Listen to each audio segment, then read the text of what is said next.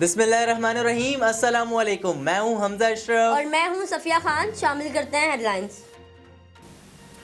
بھارت نے جو بویا وہ کاٹ رہا ہے۔ بھارت کی انسانی حقوق کی خلاف ورزی کو آہستہ آہستہ سب ماننے لگے۔ بھارتی حکومت کی انسانی تنظیموں کی خلاف ورزی پر کارروائیاں۔ ایمنسٹی انٹرنیشنل کا بھارت میں مجبوراً کام بند کرنے کا اعلان۔ ایمنسٹی کے بھارت میں سینئر آفیسر کا کہنا ہے کہ ادارے کے تمام بینک اکاؤنٹس بھی منجمد کر دیے گئے ہیں۔ بھارتی حکومت مقبوضہ کشمیر اور انسانی حقوق کی خلاف ورزیوں اور ڈیلی فسادات کے جواب دینا نہیں چاہتی۔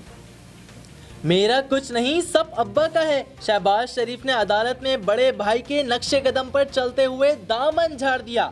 خود دلائل دیے، والد نے جو دیا وہ بچوں کو دے دیا۔ نیب والے سب جانتے ہیں مگر گھنے بنے ہوئے ہیں۔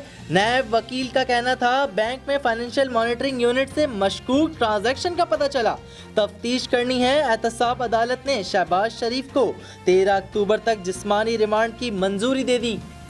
3 گیس فیڈرز کی بحالی اور LNG ملنے سے گیس بحران کا ممکنہ خاتمہ۔ ترجمان سوئی صدرن کے مطابق سندھ حکومت کو پورٹ سے 17 کلومیٹر کی پائپ لائن کی اجازت دینے کی درخواست کی ہے۔ اجازت نہ ملی تو بحران شدید ہو سکتا ہے۔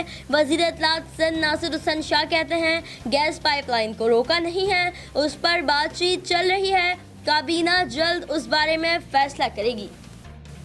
نواز شریف بیماری کا بہانہ کر کے ملک سے بھاگے، ہر صورت واپسی لائیں گے، وزیر اعظم عمران خان کا اعلان۔ وفاقی کابینہ نے نواز شریف کے لیے قانونی جنگ لڑنے کا فیصلہ کر لیا۔ لیگی وفد کو واپسی لانے کے لیے آئینی آپشنز پر غور، سینئر وزراء کی سیاسی کمیٹی بنا دی گئی۔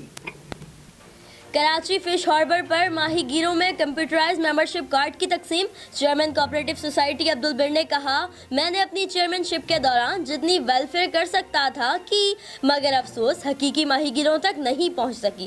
جب ماہی گیروں کا نمائندہ ڈائریکٹر ہی حقیقی نہیں ہوگا تو ماہی گیروں تک ویلفیئر کیسے پہنچے گی؟ تقریب کے اختتام پر چیئرمین عبدالبر نے ڈائریکٹر آصف بھٹی اور عبدالرؤف ابراہیم کے ہمراہ ماہی گیروں میں کمپیوٹرائز ممبرشپ کارڈ تقسیم کیے۔ کراچی میں شارع فیصل ڈگ روڈ کے انڈر بائی پاس کی دیواریں رسنے لگیں، پانی رسنے سے دیواروں کو نقصان۔